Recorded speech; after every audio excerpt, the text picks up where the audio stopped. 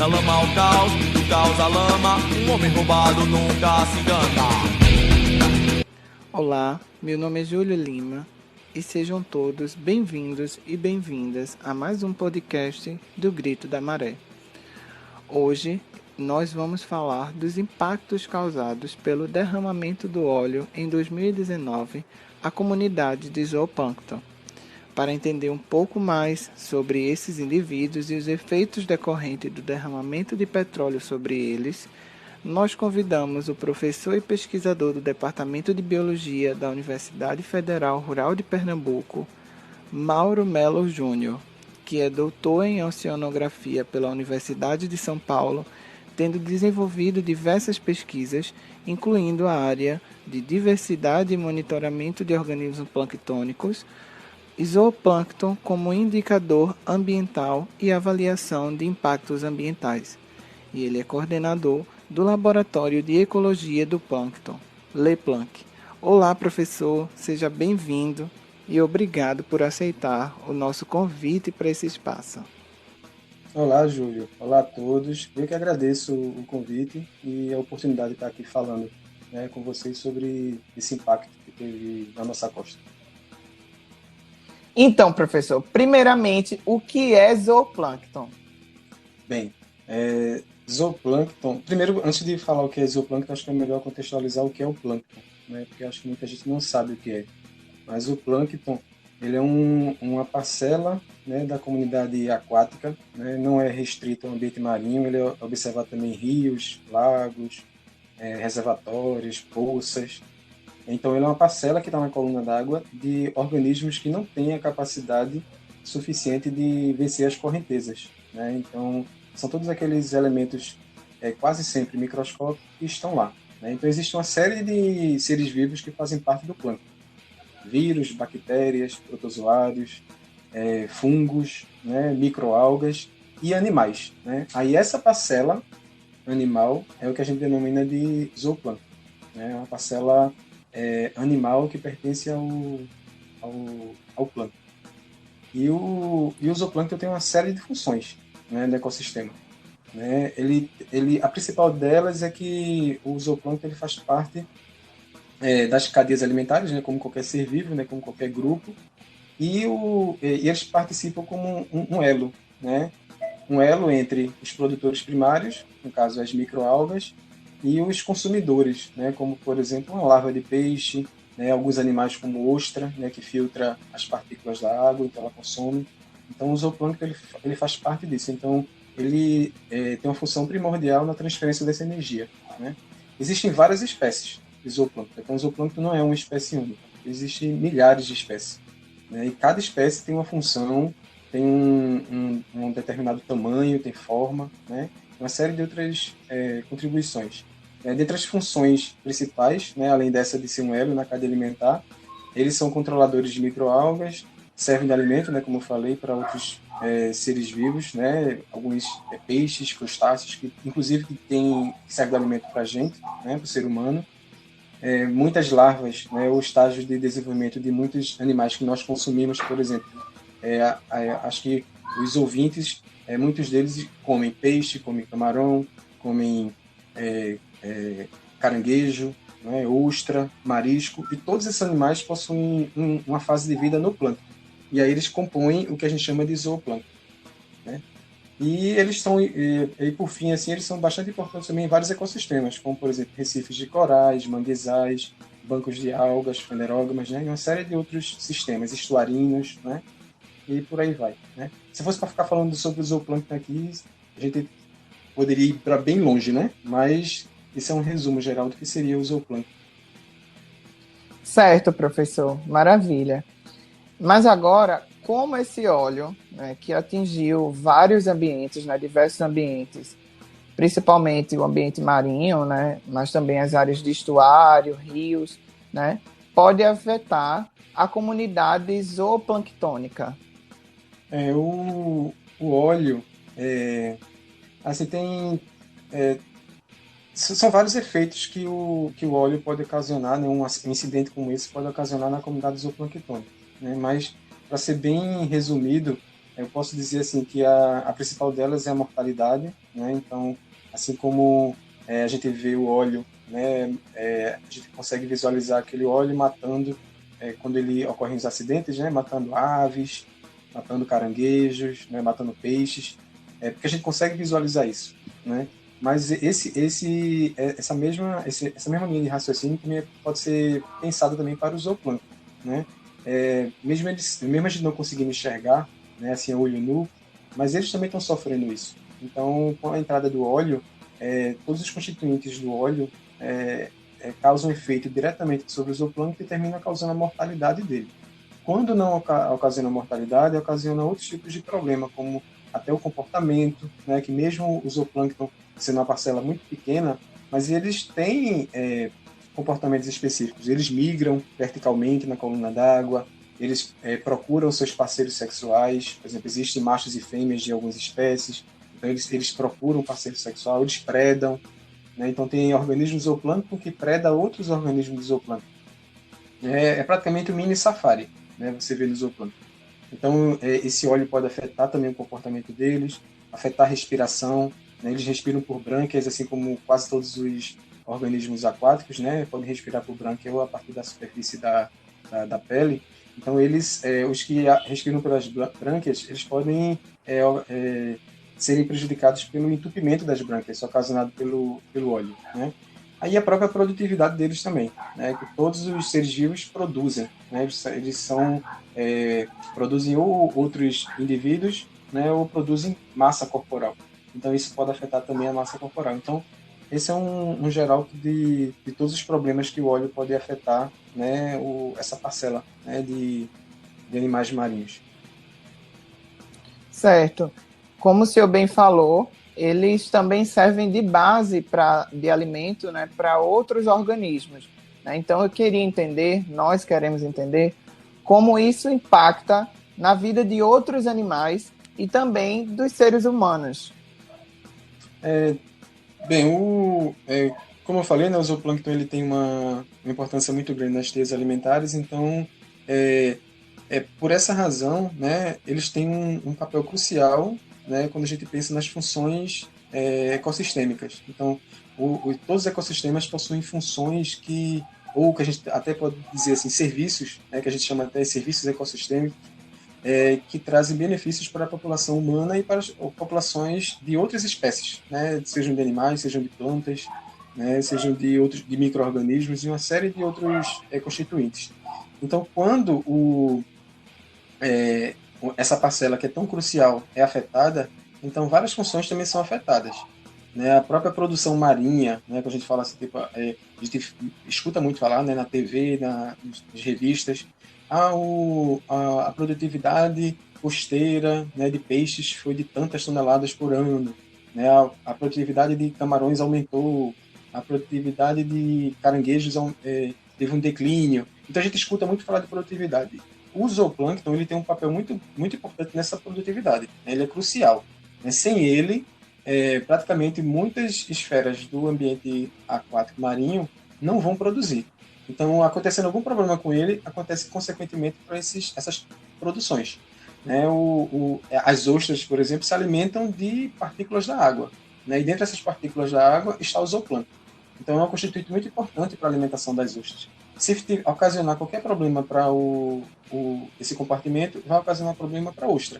Então, as ostras vão ficar menores, não vão crescer muito, né? Então, vai diminuir a produtividade de ostras, por exemplo, né? E quando a gente fala também desses estoques de peixes, de crustáceos e moluscos no ambiente estuarino, marinho, sempre tem algo que os pesquisadores chamam de recrutamento larval. O que seria esse recrutamento larval? Recrutamento larval é como algo de retorno. Por exemplo, os caranguejos, quando eles se reproduzem, eles liberam seus filhotes na água, esses filhotes vão se desenvolver. Aí, no caso, esses filhotes são planctônicos, né? Eles fazem parte do zooplâncton. Eles vão se desenvolver e depois eles retomam para o ambiente de origem, né? Para continuar o seu desenvolvimento até crescer. Um caranguejo, aqueles caranguejos que vendem nas ruas das cidades nordestinas, né? Esses caranguejos, eles se reproduzem dessa forma. Então, eles produzem os seus filhotes, os filhotes vão para a água, depois quando eles chegam na água se desenvolvem, depois eles voltam. Quando eles voltam para os estuários e manguezais, eles voltam pequenininhos, depois eles vão crescendo, crescendo, crescendo, até que chega um determinado tempo, né, alguns anos, o pescador vai lá, captura e leva, e depois eles chegam nas mesas dos bares, restaurantes ou nas mesas das residências das pessoas, né, quando compram individualmente, assim, livremente. Então, se acontecer algum problema com o zooplâncton, vai acontecer um problema no estoque dessas larvas. Se você imaginar, várias espécies de caranguejos reproduzem praticamente o ano inteiro, né? Ostras, mariscos, peixes, então eles estão reproduzindo. Naquele período, desde agosto do ano passado, né, até o final do ano, quando estava muito intensa aquela quantidade de óleo toda, todas aquelas produções, por exemplo, aqueles manguezais que estavam produzindo filhotes, né, muito daquelas larvas, né, daqueles filhotes de caranguejos, de ostras, de peixes, eles foram prejudicados de certa forma. Seja pelo óleo, né, que ocasionou a mortalidade de muitos deles, como também de outros constituintes do zooplâncton que servem de alimento para eles, né, microalgas, né, que são que a gente chama de fitoplâncton, também pode ser prejudicada com o óleo, e aí as microalgas, muitas delas servem de alimento para essas larvas. Então, se acontecer algum problema com eles, aconteceu com as larvas também. E se as larvas não conseguem se desenvolver, a gente vai ter problemas no futuro, né, justamente do recrutamento de filhotes. Né? Então, novos caranguejinhos, novas ostrinhas vão ser prejudicadas no futuro, né, o que se espera, né? Mas para isso existem os estudos para ter monitoramento sobre isso, para acompanhar. Então, aí vai ter se prejudicar, né? Porque eles não vão mais recrutar, não vão voltar mais para os ecossistemas, e aí a gente vai ter um problema sério de perda de indivíduos, né? Então é muito disso. E a última consequência também, né, que é a questão dos organismos que se alimentam ou deles diretamente ou de organismos que se alimentam dele. Por exemplo, o homem se alimenta de muitos animais que consomem zooplâncton. Então existem peixes que estão na mesa dos nordestinos que esses peixes, ou na fase juvenil ou na fase adulta, né, se alimentam de zooplâncton. Então, se falta alimento, porque eles morreram, então vai faltar também justamente esse alimento. Então, é por isso que espera-se que em áreas onde tem desastres de óleo, tenha uma redução a longo prazo. Né? E esse longo prazo que eu falo pode ser de 1 ano, 2 anos, alguns anos. Por exemplo, tem regiões, né, como o Golfo do México, que ainda é possível ver o impacto de um derramamento de óleo, né, 10 anos após o incidente.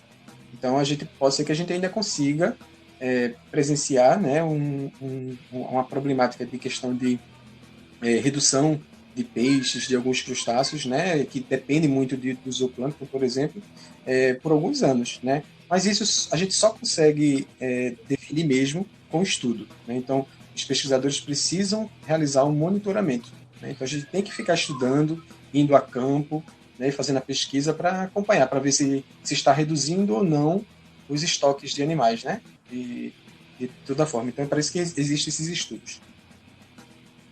Certo. E como o senhor falou em monitoramento, né, que é essencial para identificar os impactos causados, que não são imediatos, mas que são a longo prazo, né? O senhor pode falar um pouco como são realizadas as pesquisas para entender o impacto do óleo nessa comunidade, como funciona o processo de coleta, como é esse processo de análise? Posso.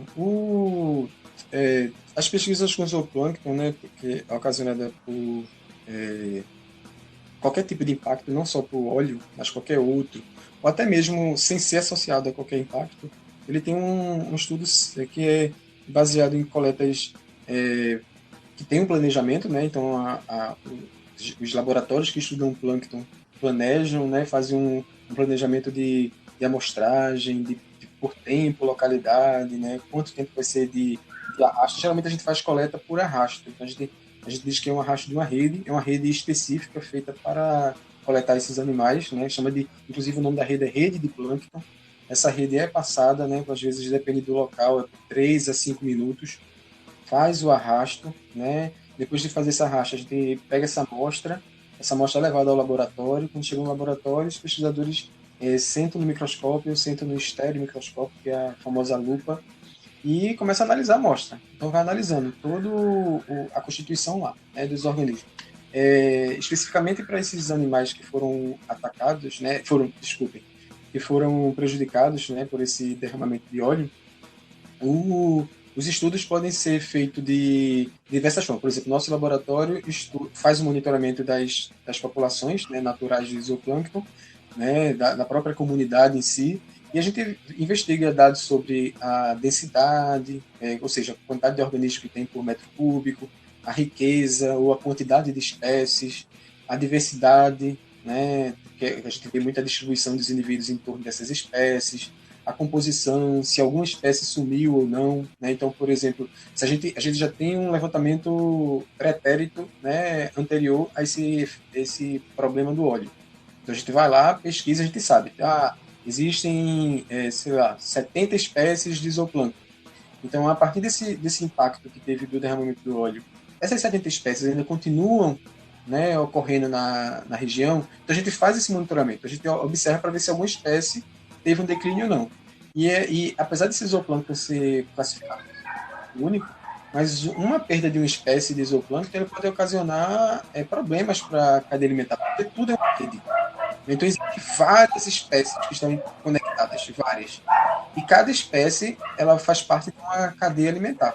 Né? E quando a gente chega no ecossistema, a gente tem o que a gente chama de rede ou teia alimentar. Então são várias cadeias alimentares que estão conectadas. Cada cadeia dessa tem uma ramificação com uma determinada espécie de zooplâncton. Então, se você tira uma espécie dessa de zooplâncton, se uma outra não ocupar aquele espaço, aquela cadeia vai estar comprometida. E aí tem um efeito cascata. Né? As espécies que dependem dessa espécie que sumiu vão ter um declínio também. Né? Então, a gente monitora isso, monitora a mortalidade. Né? Então, a gente faz, por exemplo, um experimento que a gente coloca um corante na amostra, né? Um corante que a gente chama de vermelho neutro. A gente pinga esse corante na amostra viva, né? A gente coleta o zooplâncton, coloca ele numa garrafa, coloca uma certa quantidade desse corante e deixa lá por 15 minutos.